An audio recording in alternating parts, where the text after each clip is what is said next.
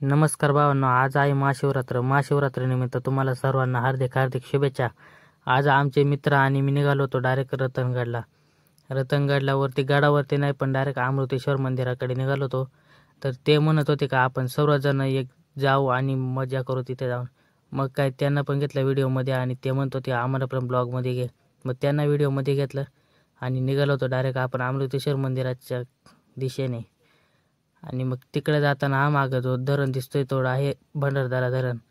तो धरणाचा पण आनंद घेत घेत आम्ही निघालो होतो तिकडं अमृतेश्वर मंदिराकडं.